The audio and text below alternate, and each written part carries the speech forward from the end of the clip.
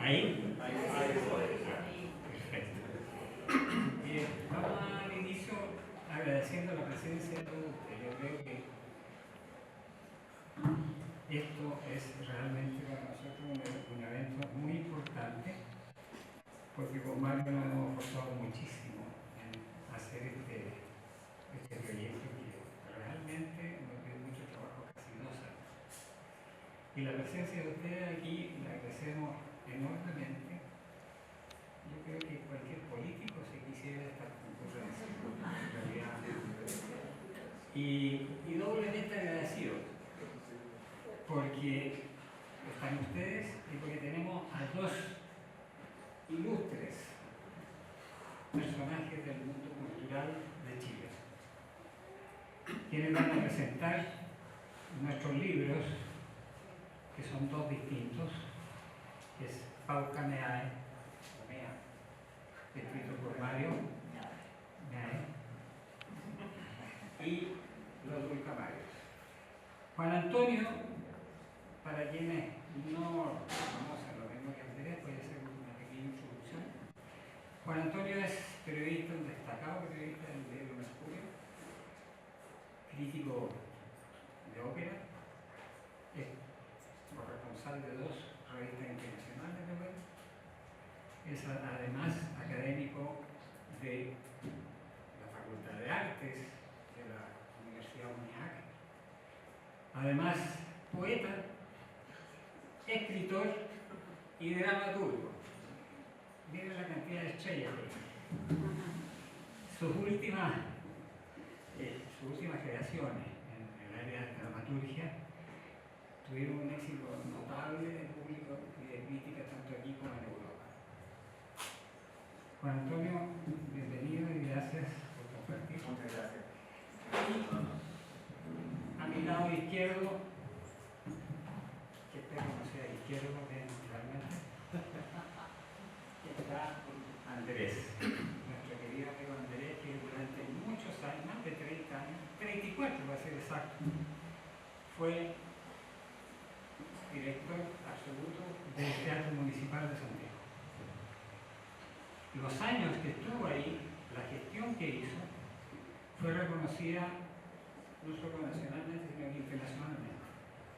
Puso al Teatro Municipal dentro del concierto de los grandes teatros del mundo. Y no exagero, porque cantantes, ejecutantes, directores venían felices a participar del escenario del Teatro Municipal. Por eso tuvimos durante tantos años artistas de un nivel internacional y de talla mundial. Pasaban por Chile, se iban a Buenos Aires, se iban a Viena, a Metropolitan. Fue la época dorada del teatro. Quienes nos gusta la ópera la conocemos como esa época, que siempre fue así. Además, es generalmente invitado como jurado de los concursos internacionales de canto lírico, entre ellos el Operalia, cuyo creador dueño es Plácido Domingo. Andrés va ahora a cumplir una etapa distinta. ¿Por qué? Todo su trayecto, toda su capacidad intelectual y de gestión fue reconocida por un vecino nuestro, que es Argentina.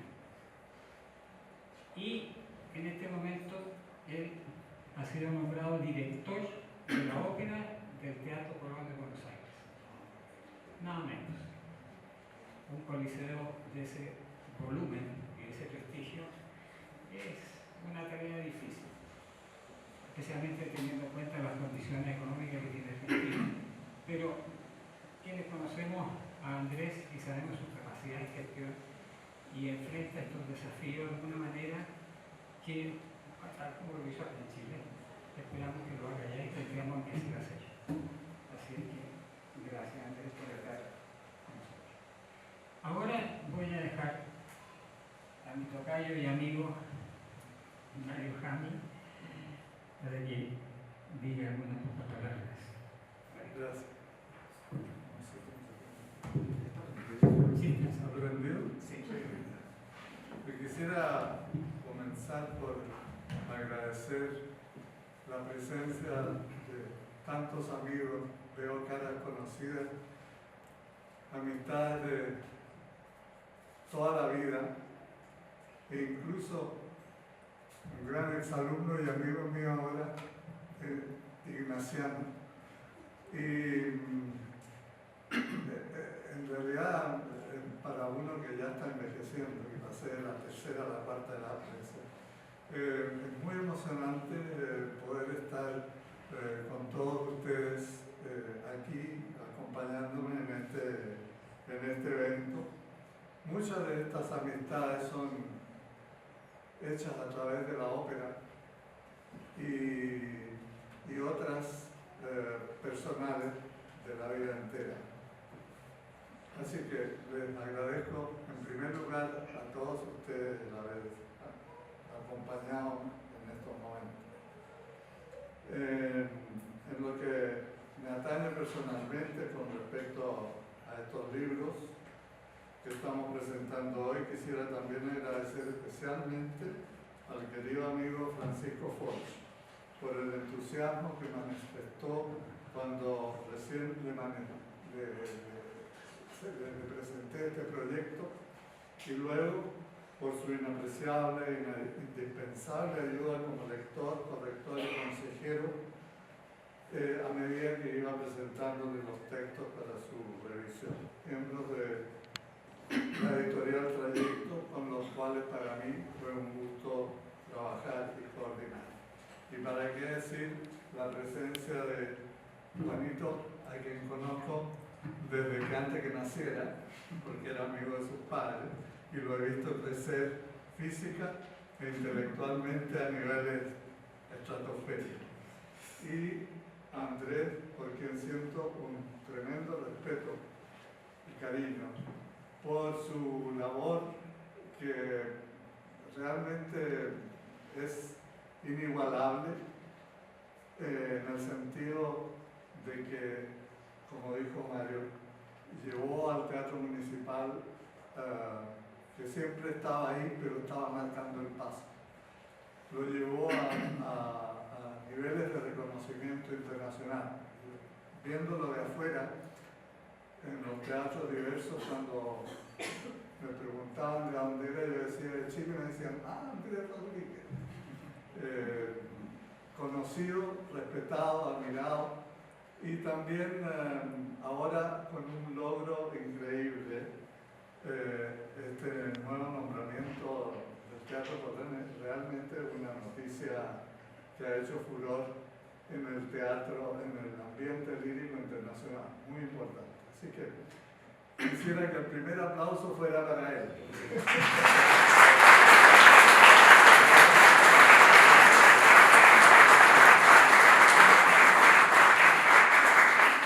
Un logro para él personalmente y una honra para Chile. Ahora voy a decir unas pocas palabras con respecto al libro y a mi experiencia.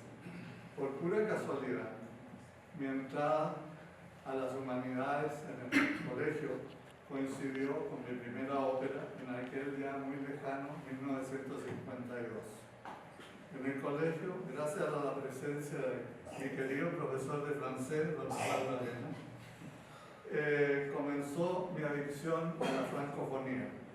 Y en el municipal, gracias a la presencia de Ramón Binay, comenzó mi adicción a este género único que es la lírica. Adicción simultánea, inmediata y fundamental, en la que no era difícil de caer. La lengua, civilización y literatura francesa son cautivantes, superiores, y te invitan a seguir adelante y profundizar. La música y las voces traen una carga emocional indescriptible.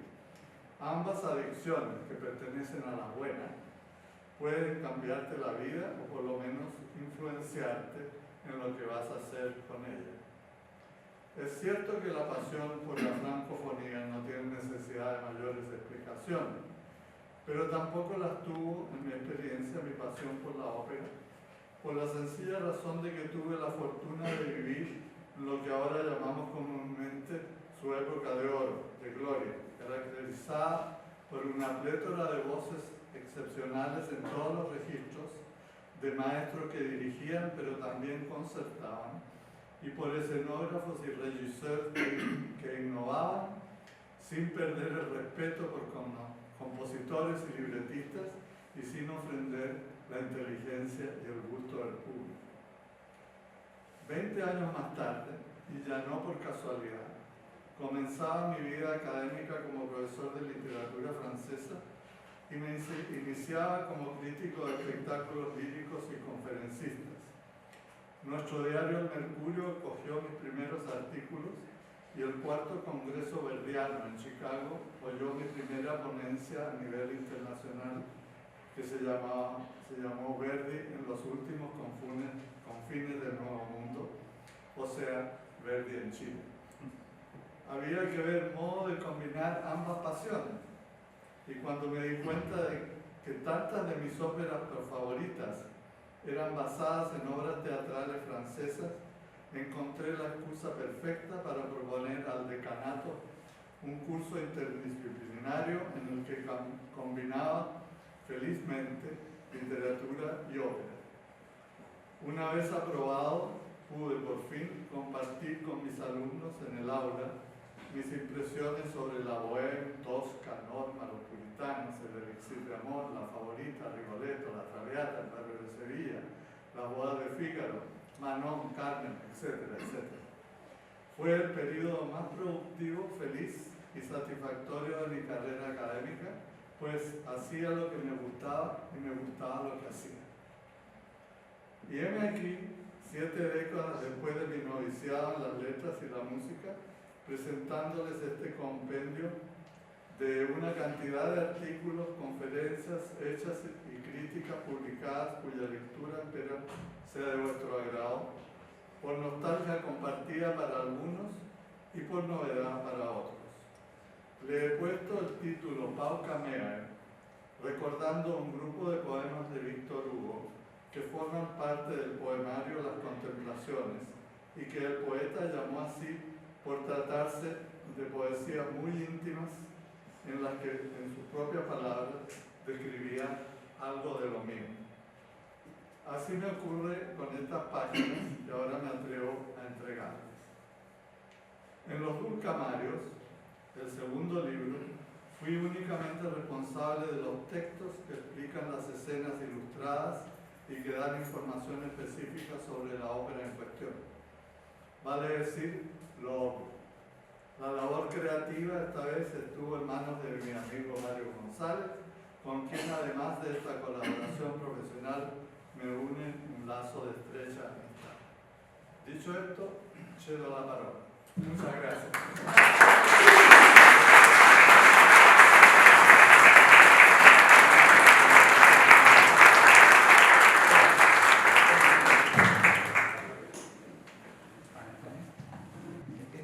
Tan breve, pero más corto que el Tristán.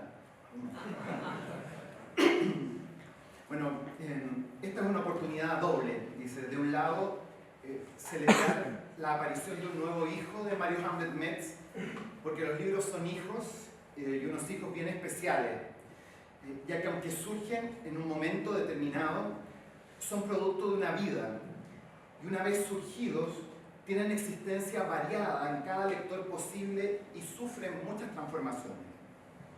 Esa es una celebración, la del nacimiento de Pau Caméae. La otra es la celebración de la vida de Mario, porque en este libro, como también ha ocurrido en sus anteriores publicaciones, está de cuerpo entero Mario Hamlet Metz, que desde muy temprana edad encontró en la literatura, en el francés, y especialmente en la ópera, el fulcro de su ser. Mario ha dedicado su vida a cuidar ese fuego eterno en el que arden la poesía, el teatro, la música y las voces. Y nosotros, todos los que estamos aquí, se lo agradecemos. Es curioso el título, pero muy justo. Pau Caméae, que alude al cuarto libro de la colección de poemas Las Contemplaciones de Víctor Hugo. Pau Caméae significa algo de lo mío, pero más allá de eso, en el caso de Hugo, significa algunos versos para mi hija, o lo poco que queda de mi hija, o en una tercera derivación, lo que queda de mí. Victor Hugo dedicó este trabajo a la muerte de su hija Leopoldine, que murió ahogada junto a su marido a la edad de 19 años. Pau Cameae nace de ese duelo. Ocurre que Virgilio, en sus bucólicas, inicia su 10ª y última égloga con la frase Pau Cameo Gallus Carmina sunt dicenda. Esto significa que mi querido Gallus tenga de mí unos pocos versos. Virgilio se dirige allí a la náyade Aretusa y le pide su apoyo para cantar los amores de Gallus y su talento como poeta. Victor Hugo decide reducir esa expresión de Virgilio a Pau Cameae y colma sus contemplaciones con el recuerdo de Leopoldine. Así, más allá de esta reducción que hace Hugo, podemos entender o traducir el título de Victor Hugo como pocos versos, pocos cantos para mi hija. Es ella la que habita en cada poema. En este libro de Mario hay algo de lo suyo, o mejor, mucho de lo suyo, porque encontramos un canto a lo que ha sido su gran pasión, la ópera. Así, este inesperado título se convierte en una bella y tierna expresión que devela además una osmosis única. Mario es hijo de la ópera y a la vez la ópera es, en alguna medida, hija de Mario. Él nos revela los secretos de su madre, la ópera, pero al mismo tiempo la ópera se convierte en hija de Mario, ya que él la nutre, la preserva y la transforma al descubrir sus secretos con afecto y conocimiento. En Pau Cameae, que reúne críticas y ensayos literarios y musicales de Mario para varias publicaciones y conferencias, se fusionan dos universos, la ópera y la literatura. Y aunque en apariencia son mundos paralelos, aquí Mario nos propone un viaje fascinante por las complejidades y las riquezas que ambos mundos ofrecen cuando se unen en una conversación creativa. El enfoque principal recae en la literatura francesa, especialidad de Mario, quien advierte cómo, aparte de las adaptaciones de autores como Shakespeare, Schiller, Goethe o Tirso de Molina, los libretos de óperas suelen basarse en obras de la literatura francesa o son escritos por libretistas de origen francés. El libro abre con un homenaje de gratitud a una de las figuras más ilustres del arte lírico, la soprano rumana Virginia Tseani, la absoluta. Mario, estrechamente vinculado a Tseani, nos ofrece un tributo a su legado, no solo como cantante de ópera, sino como amiga y fuente de inspiración. Quienes amamos la ópera sabemos el vínculo que se produce entre cada uno de nosotros y determinadas voces. A veces una sola voz. En ocasiones surge una amistad, como sucedió con Mario y Virginia, pero en muchas otras, las más, la amistad, el amor, digo yo, es solo a través de la audición. Es algo que no se puede explicar, pero que creo que se trata de un reconocerse en esa voz o en esas voces. Es muy extraño porque el vínculo es inmediato y se asume como una responsabilidad del alma que cada cual se esmera en preservar. Pau Cameae da voz a esa inexplicable conexión que ocurre cuando una interpretación encuentra eco en lo más profundo de quien escucha, una experiencia de identificación que va más allá de la admiración. Aunque dedicadas a Virginia Tseani, hay en estas páginas decenas de nombres que se suman a esta exploración desde las voces, como María Callas, Carlo Bergonzi, Montserrat Caballé, Plácido Domingo, Joan Sutherland, Ramón Binay, Ana Netrebko, Jonas Kaufmann, Cristina Deutepon, Claudia Parada, Sondra Radvanovsky, Renato Brusón. Otro de los temas centrales de esta obra es la relación entre la ópera y los contextos históricos y políticos que en ella se reflejan. comillas, desde los tiempos de Verdi, gran defensor del nacionalismo, la política ha jugado un papel importante en la ópera, apunta Mario. Esto no solo se aprecia en los argumentos de las obras, donde la política determina asuntos personales y amorosos, como sucede en Las Vísperas Sicilianas o en Don Carlo de Verdi, sino también en el impacto que las decisiones políticas tienen sobre los teatros. Mario recuerda que en los años 80 figuras como Riccardo Muti en Florencia y Claudio Abbado en Milán lograron evitar influencias externas, dejando en claro que no permitirían que la política interfiriera en las decisiones artísticas. No muchos teatros de la actualidad pueden decir que han logrado escapar de esa influencia.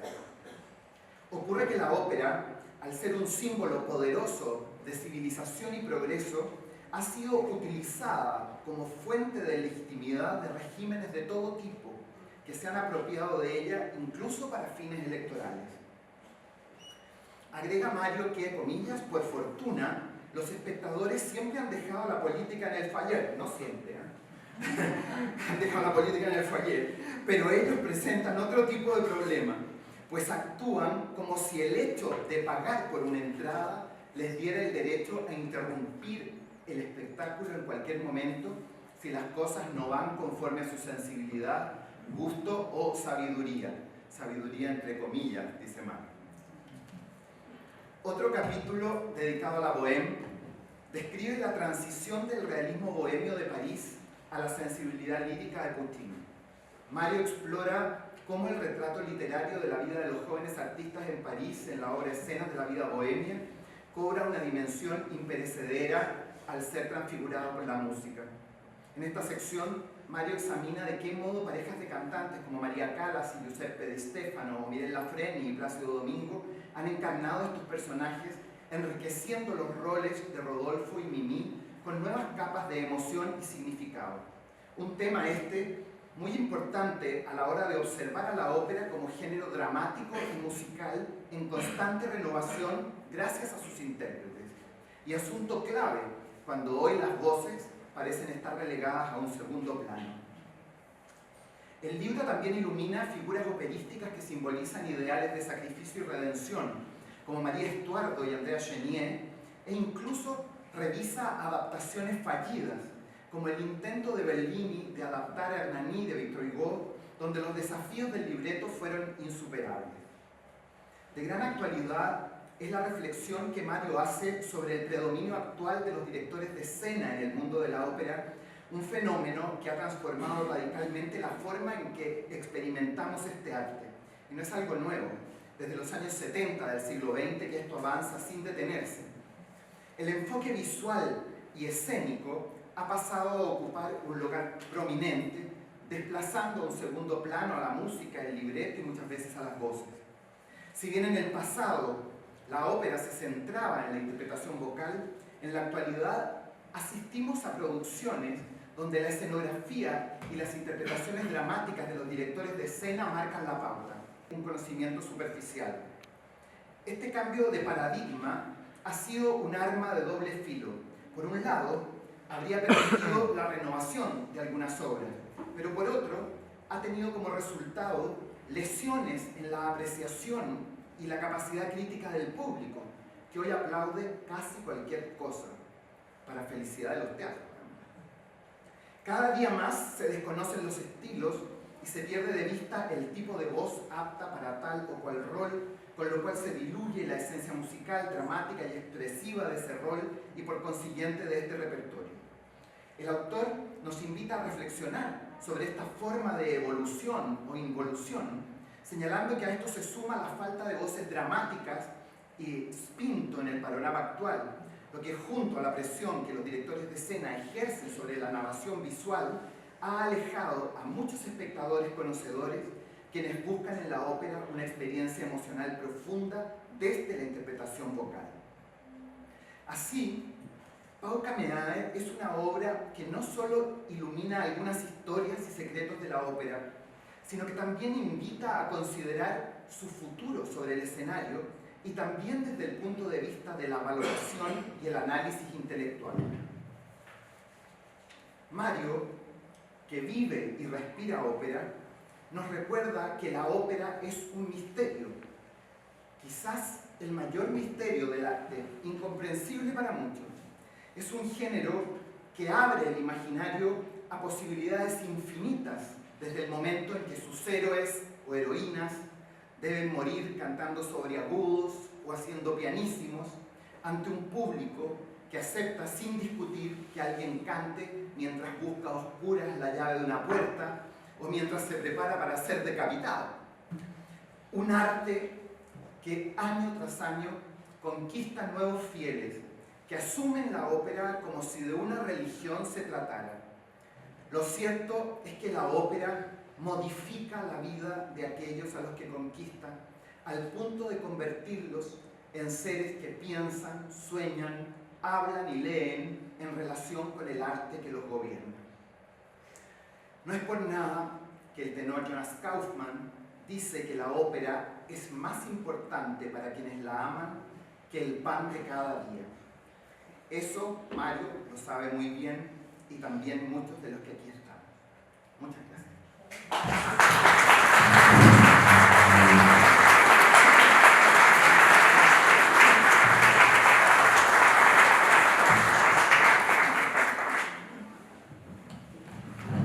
Bien, continuando.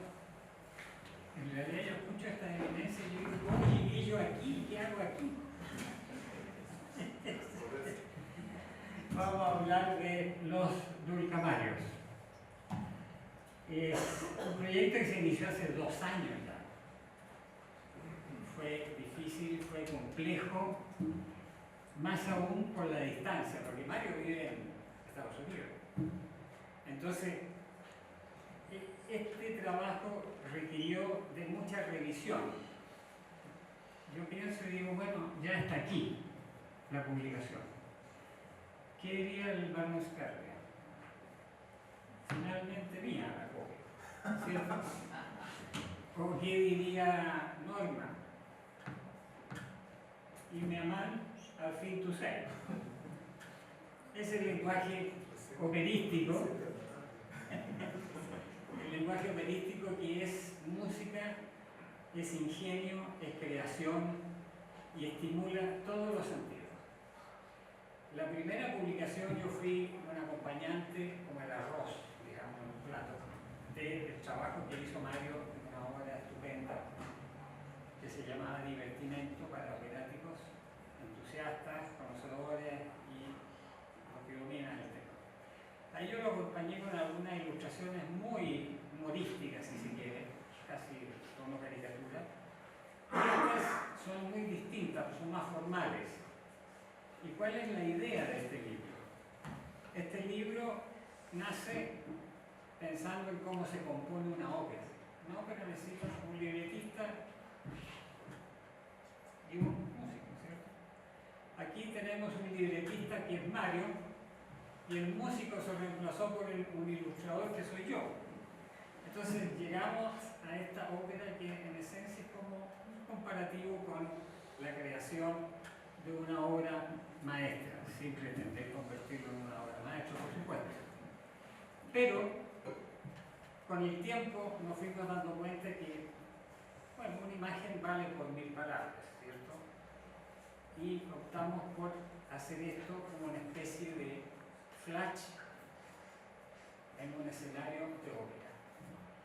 Uno abre el libro, es como estar en el teatro y ver el escenario. Y ve que ahí ve personajes, ve vestuario, ve expresiones alegres, dramáticas, jocosas, y eso es lo que pretende. Uno lo abre para aquellos que están muy lejanos al concepto de entender lo que es una ópera, estimularlo a que esto los acerque. ¿Por qué? Porque esa imagen va a llamar la atención.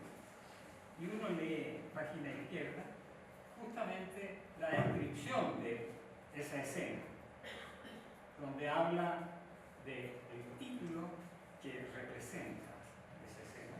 Y enseguida viene la descripción del compositor, el guionista, la trama y la síntesis. 2 años nos ha tomado tener este libro ya en la mano. Lo hicimos con mucho cariño, con mucha paciencia también y sobre todo esperando que este se convierta en un documento único. Yo de lo que conozco, y tú Andrés o alguien me puede corregir, de toda la literatura que conozco, que tengo muchos libros de ópera y he visto afuera y acá, nunca me he encontrado con un ejemplar que tenga estas características tan didácticas. Esperamos que cumpla su objetivo, en el sentido de que quien lo tenga, lo comparta y al mismo tiempo aprenda. Y el que sabe, lo disfrute. Ese es básicamente el fin y objetivo de este libro, que espero a ustedes los deje contentos lo mismo que a nosotros. Yo no hablo con papel porque no tengo papel en la casa, así que eso es todo y espero lo disfruten. Ahora dejo con ustedes a quien va a expresar lo que tiene en mente, que es Andrés, hablar acerca de nuestro libro Los Brujamarios. Andrés, gracias.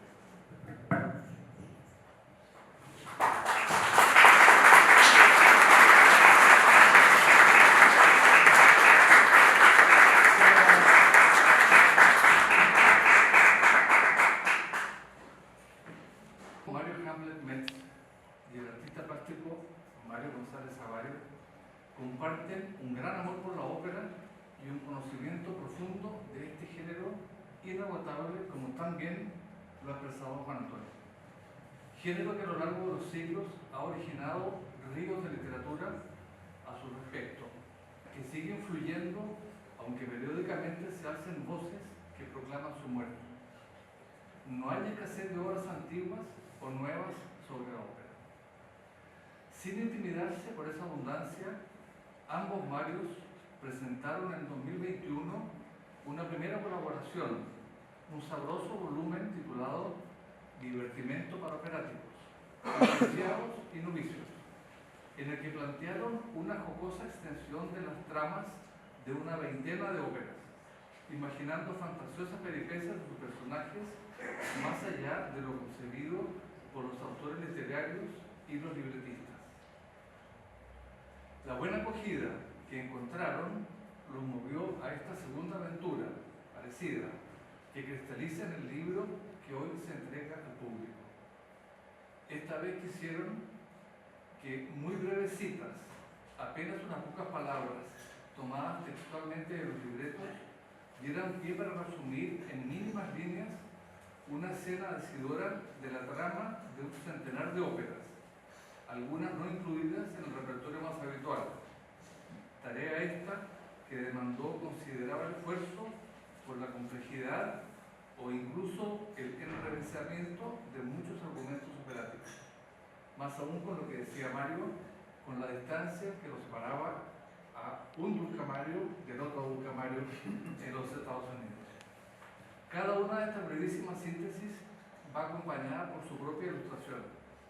Así, este segundo volumen tiene un carácter esencialmente didáctico, con el ánimo de que esta obra pueda servir de guía a docentes o motivación para alumnos, o para despertar en lectores casuales una curiosidad que eventualmente los lleve a descubrir las bellezas de la lírica o a indagar acerca de los antecedentes históricos de algún argumento.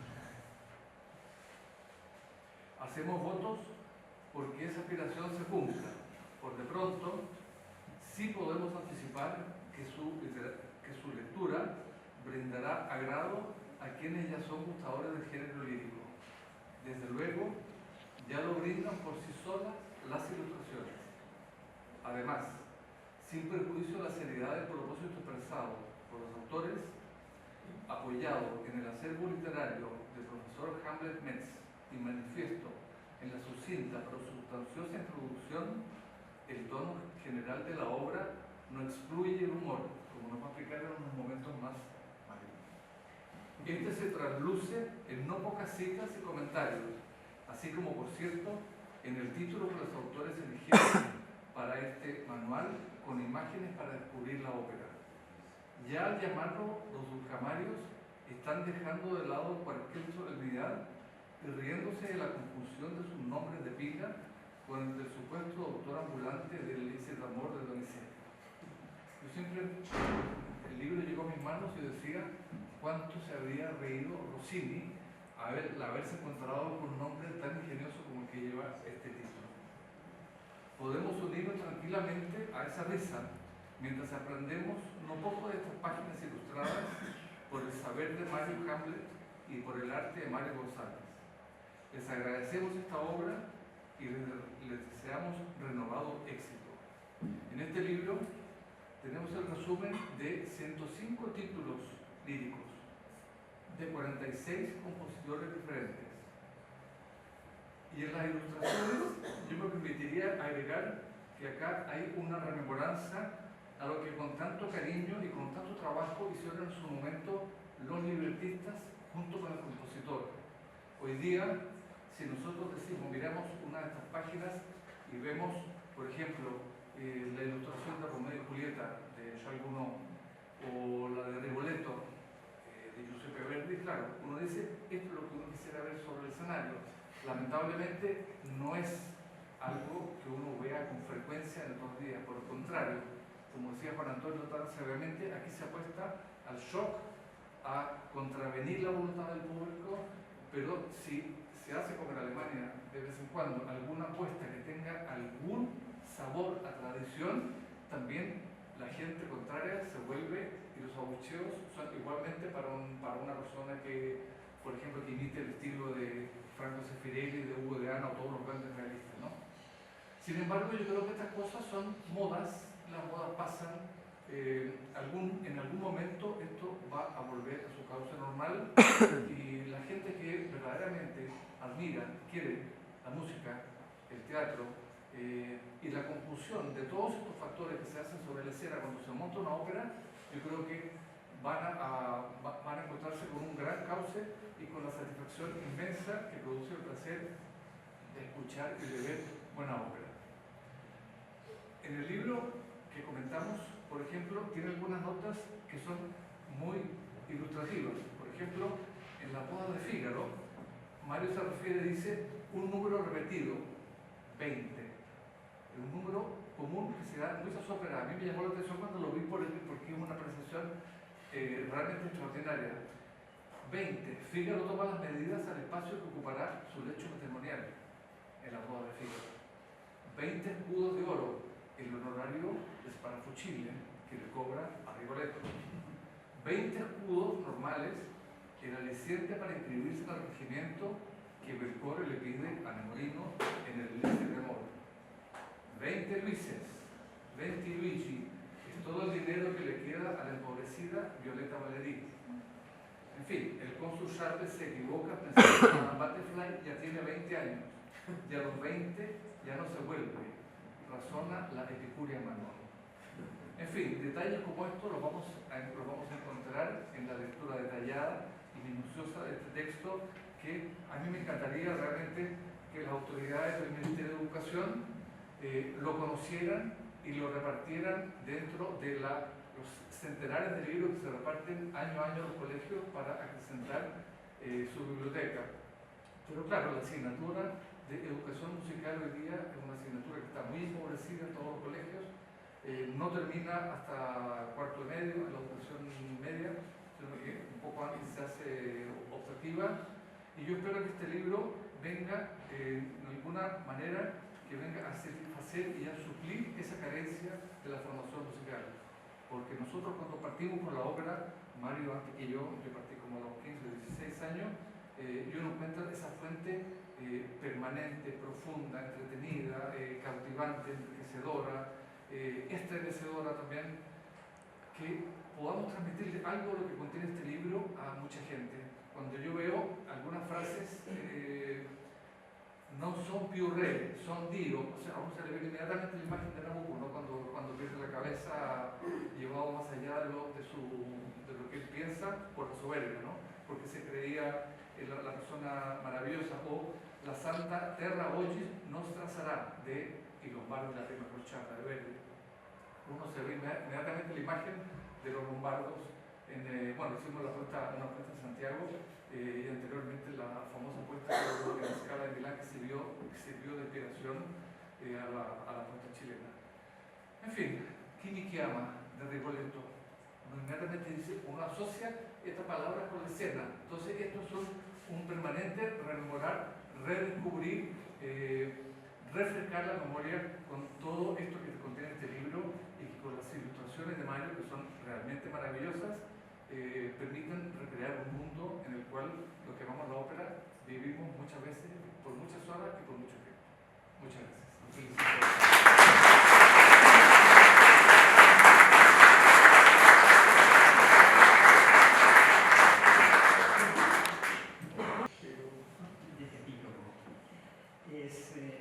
Solamente un par de detalles.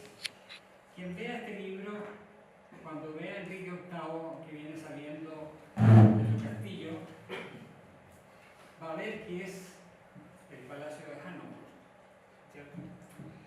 Y si va a Londres y lleva el libro, lo puede comparar de que ese castillo es exactamente igual al que existe. Si se acuerda de Romeo y Julieta y pasa por Verona, va a ver la iglesia de Verona y la torre de Verona. Está aquí. O sea, hay un acto de rigurosidad que escapa un poco al tema dibujo anecdótico, porque hay una manera también de informar. La cultura tiene que informar. Entonces, esa rigurosidad nos permitió entregar este libro que no va a tener, digamos, errores desde el punto de vista histórico. Y a mí, curiosamente, y mi señora me puede corroborar porque ella vivió conmigo todo el proceso, hice dibujo, rehice dibujo, que el lápiz, que esto, que lo... Época isabelina, Roberto de Beret, el conde de Essex va a ser decapitado, ¿cierto? Ya, yo hago la escena, dibujo la escena y hago la guillotina, decapitado. Y después digo que le idiota, si en esa época la guillotina no existía, era decapitación o con hacha o con espada. Detalles como ese se corrigieron porque no, y si escapa alguno yo les pido disculpas, no me decapiten a mí después. Pero ese tipo de situaciones, rehacer todo. Los vestuarios son de acuerdo a la época. Entonces, es un trabajo que realmente yo lo disfruté mucho y quemé pestañas. Y que vamos a esperar obtenga el resultado que deseamos. Así que a disfrutarlo. Ahora, como hace calor, se nos secó la garganta y los cantantes no podemos tener la garganta seca. Los invitamos a un refresco que hay de diferentes tipos, pero yo les advierto que pisco sour no hay. No. Después de lo que hemos vivido, el pisco sour está vetado porque provoca efectos secundarios muy peligrosos. Así que hay que... Lo que hay, ¿no? Los invitamos a que vayan a...